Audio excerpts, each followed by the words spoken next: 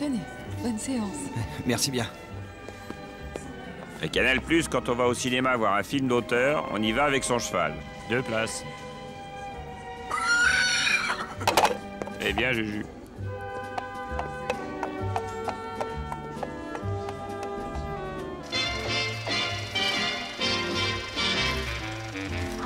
Chapeau! Pardon.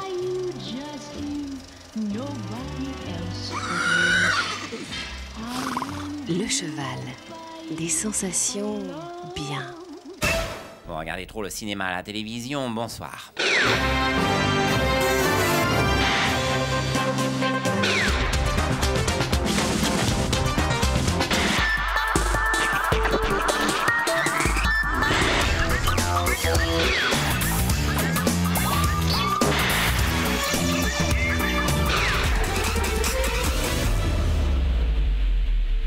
Îlot Canal+, 1993.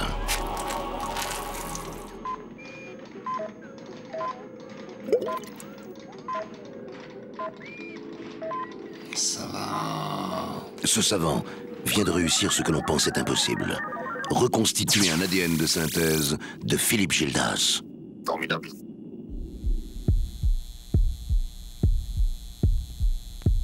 En le clonant, il fait surgir des créatures du néant. Ça va. Formidable. Ça va. Un jour, il décide de les lâcher dans le parc. Combien de jours de tournage? Formidable. Formidable. Combien de figurants? Formidable. Combien d'années de préparation? Formidable. Ça va. Saucisse. Saucisse. Ça va pas.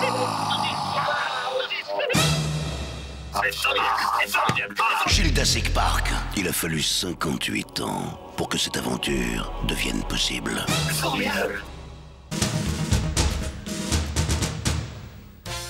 La France va mal. Un seul homme peut la sauver. Jacques Chirac est de retour. Et cette fois-ci, il va sauver la France. Après, y a-t-il un Premier ministre pour sauver le président? Chirac, je compte sur vous pour régler cette histoire de Nouvelle-Calédonie. Ça ne peut plus durer.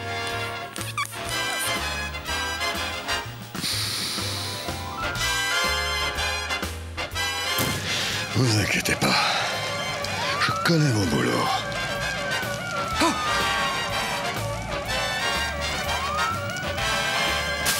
Jacques Chirac est de retour dans Y a-t-il un président pour sauver la France?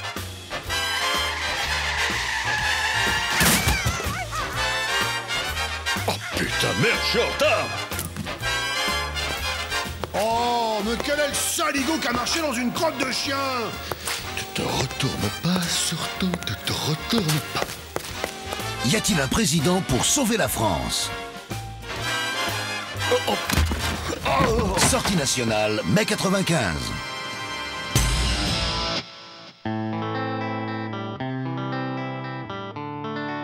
Le boss, c'était lui. Il avait la puissance et un calme qui foutait les jetons. J'avais du respect pour le bonhomme. Il m'avait sorti de la merde. Une belle merde. Je travaillais pour une bande de boulognes, des sadiques venus du bâtiment. Ils te mettent les pieds dans le béton pour un peu de travers. J'étais parti avant.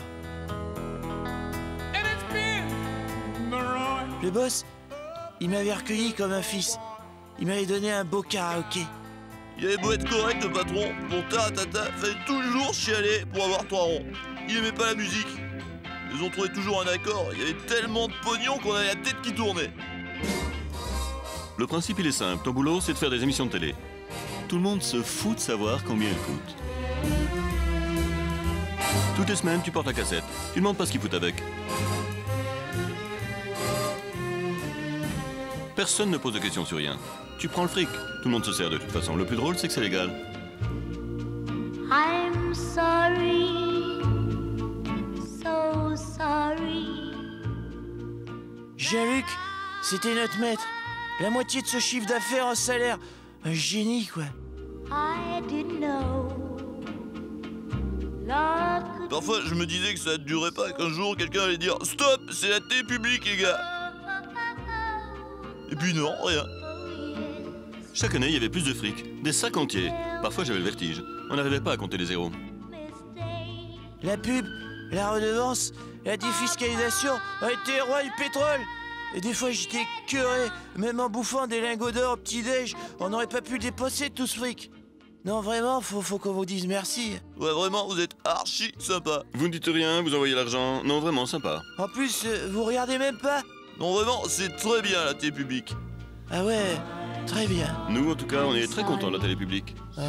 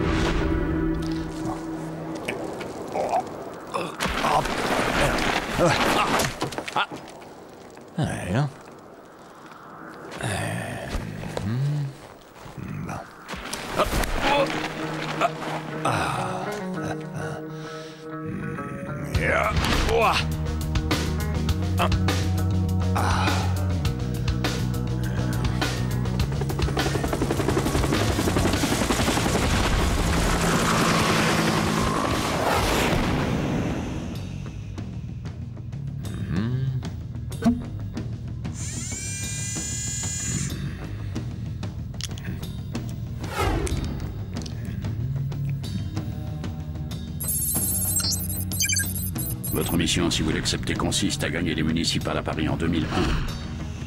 Ah non, ça c'est vraiment impossible. Votre mission, si vous l'acceptez, consiste à gagner les législatives en 2002. Non, trop impossible. À gagner les présidentielles en 2002. Hein? Putain, vous n'auriez pas une paire plus facile?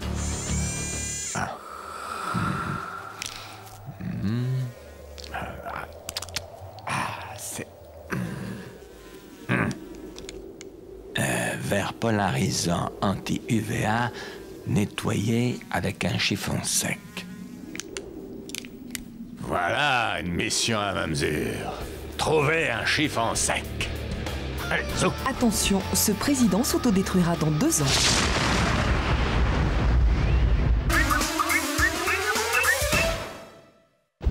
Nous sommes en moins 35 000, en pleine préhistoire. 2 tribus voisines se livrent une guerre sans merci. Les cheveux propres.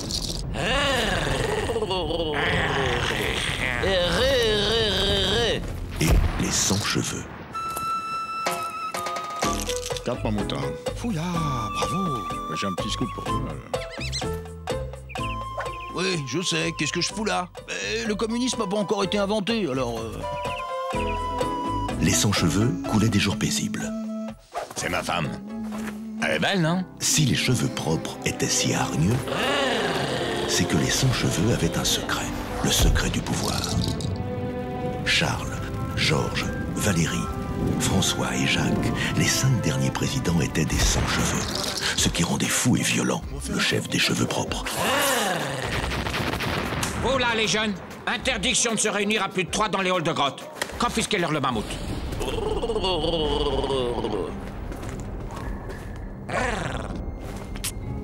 Toi, le port du poil est interdit à l'école. En tôle. Le chef des cheveux propres voulait depuis toujours être président. Je veux être président. Il faut voler le secret du pouvoir chez les sans-cheveux. Mais et comment faire puisqu'on a des cheveux? En se faisant passer pour un sans-cheveux. Un sans-cheveux. J'ai déjà essayé il y a quelque temps et j'ai presque réussi. Voilà, c'est ça ma solution.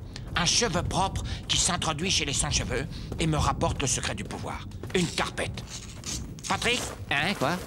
Non, moi, je perds pas mes cheveux, hein. C'est parce que je les remets sur le devant et... Mais puisque je vous dis que je suis un sans-cheveux, je vous jure, ils sont tombés cette nuit. Ah non, c'est pas un problème de cheveux. C'est ta tête. Elle me revient pas. Oh, s'il vous plaît, j'ai toujours voulu être un sans-cheveux. Je peux plus attendre. Je veux être un sans-cheveux. Va me chercher le fabricant de massue. Pourquoi? Je crois qu'on vient de choper le premier traître de l'histoire de l'humanité. Il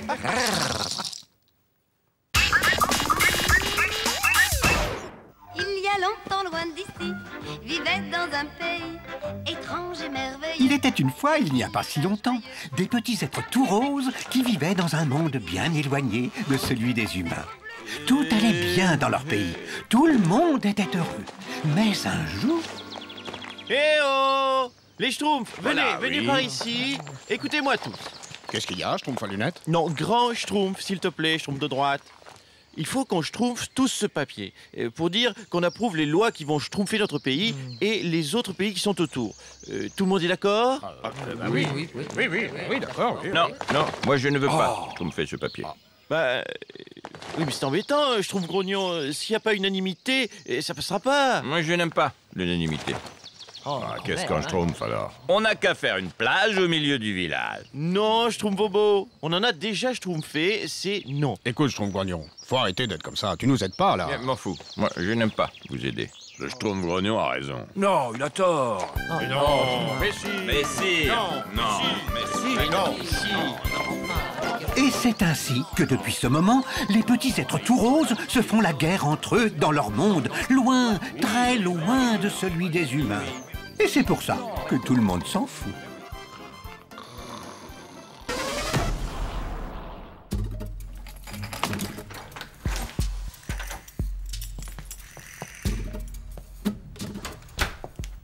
Chérie, c'est moi. Tiens, je t'ai préparé un petit cocktail, mon amour. Tu rentres tôt? Tu m'as manqué. Toi aussi, tu m'as manqué. On passe à table? Parfait.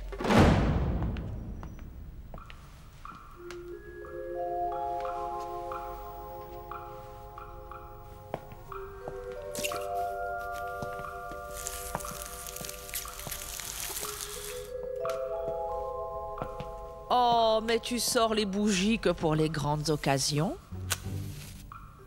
Mais c'est une grande occasion. Je vais chercher le roast beef. Alors, comment s'est passée ta journée? Bien. On a réfléchi toute la journée à mon programme. Tu veux dire notre programme?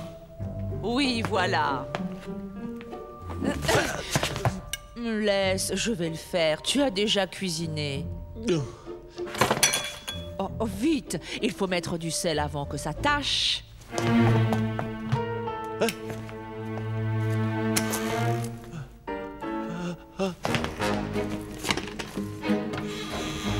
Chérie, tu as trouvé le sel? Voilà, j'arrive. Et sinon, Dominique et Jacques vont bien? Ça va, ça va.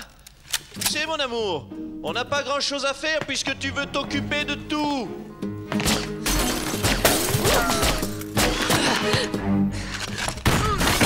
Je ne veux pas m'occuper de tout, Pupus. Je m'en tiens au calendrier. C'est tout. Voilà, oui, le calendrier. Tu sais, mon cœur, qu'il y a un parti derrière toi.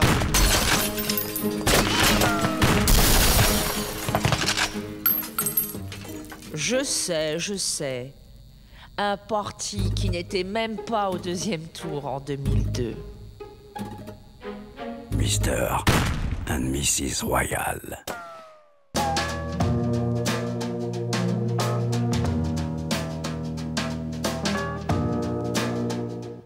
Mesdames et mesdames, bonsoir. Aujourd'hui, mon film, La 7e Compagnie, sorti en 2003.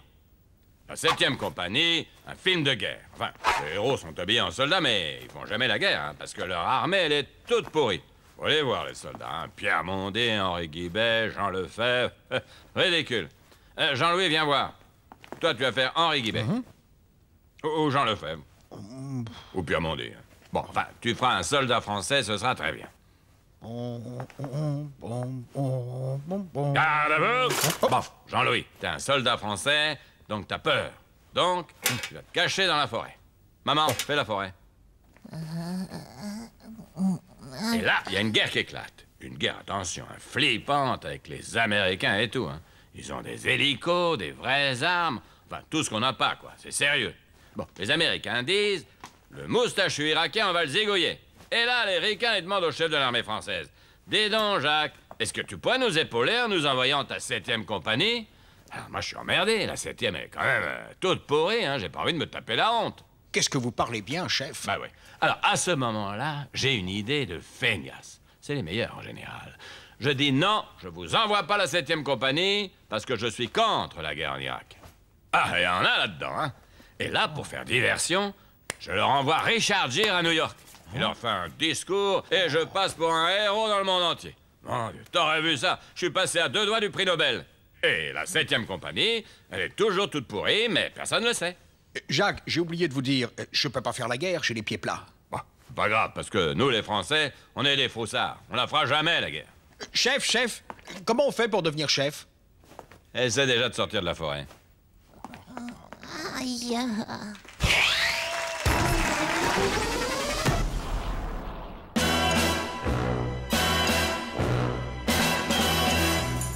Après le succès planétaire de Quantum of Solace, découvrez en exclusivité les premières scènes du prochain James Bond. Bonjour, Miss Moneypenny. Bond, où êtes-vous encore? M vous attend. Oh, c'est bien la peine d'avoir une montre Omega Seamaster 300. Allez, vite. Je file. Pardonnez mon retard, M. Bonjour, Q. Bond, le monde a besoin de vous. Regardez cet écran LCD Sony Bravia 16/9.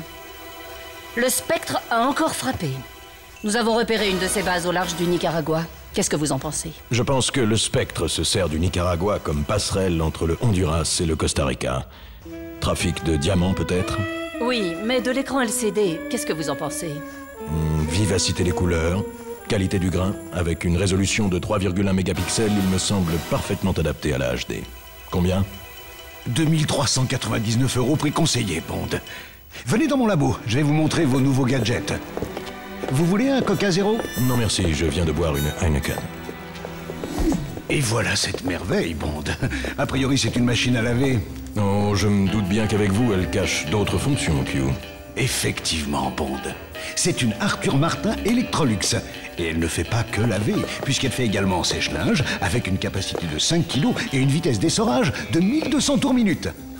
Mais venez voir plutôt cette autre invention incroyable. Voici une machine à café Senseo. Grâce à ces petites dosettes, fini les filtres. Vous aurez un café toujours excellent à toute heure de la journée. Impressionnant, Q. Après Quantum of Solace, découvrez Hypermarché Casino Royal, le prochain James Bond.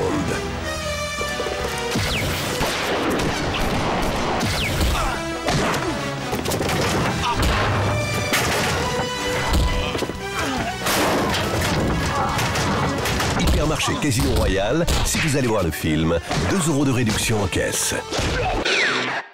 Mais je m'en fous que Marjolaine passe pour une pute. On est tous des putes, non?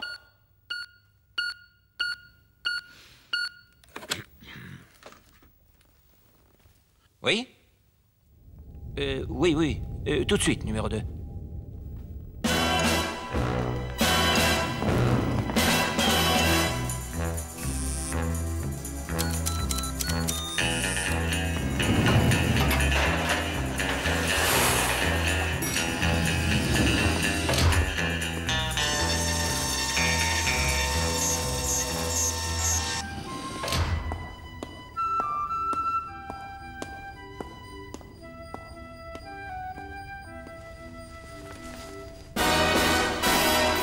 Messieurs, le spectre est content de vous.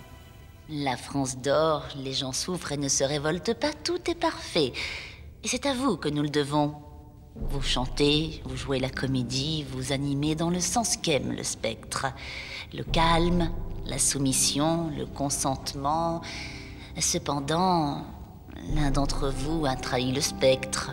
Je suis désolé, numéro 2, Ça n'est pas vous, numéro 3. Ah, je croyais que... Merci, numéro 6. Mais je... Suffit, numéro 12. J'ai pas noté le numéro de 3, là. C'est 0612 et après... Chut. Numéro 5. Moi? Vous avez trahi. Votre arrogance est infinie, monsieur Lelay. Osez dire dans un livre que votre métier était de vendre de l'espace de cerveau humain disponible pour Coca-Cola est irresponsable. Quoi, c'est ce qu'on fait, tout le monde le sait, on s'en branle de ces cons. Suffit, numéro 5. Votre vulgarité vous a permis d'être là où vous êtes, à la télévision. Votre cynisme vous y a maintenu. Aujourd'hui, votre arrogance est dangereuse. Bah, les cons, ça lit pas les livres, c'est même pour ça qu'on me paye à fabriquer de la télé.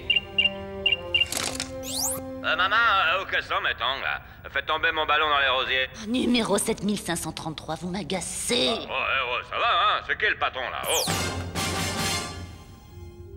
Numéro 5. Croyez-vous que la victoire du spectre est acquise définitivement? Rendre le cerveau humain disponible à nos idées est un travail quotidien et crucial. Ce travail, nous vous l'avons confié, et votre arrogance risque de nous perdre.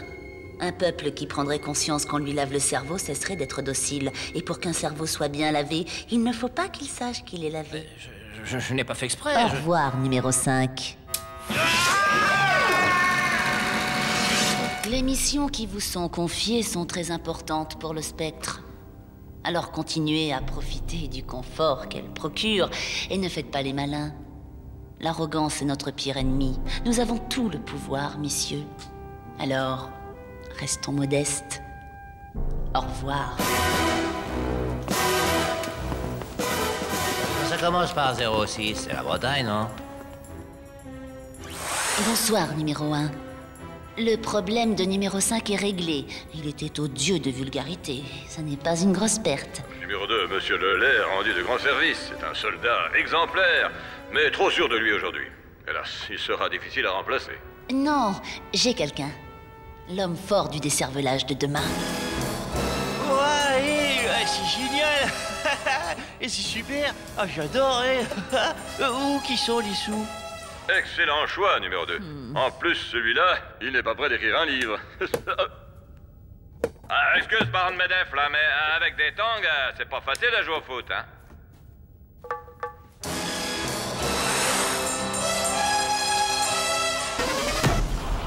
Voilà, il est 14h et quelque chose me dit que je vais pas passer mon après-midi devant la télévision. Bah, dépêche-toi, Rachid Arabe, il faut aller faire des bisous. On est à Cannes. Vite ici, c'est l'amour, les bisous. Vive Cannes, vive la France.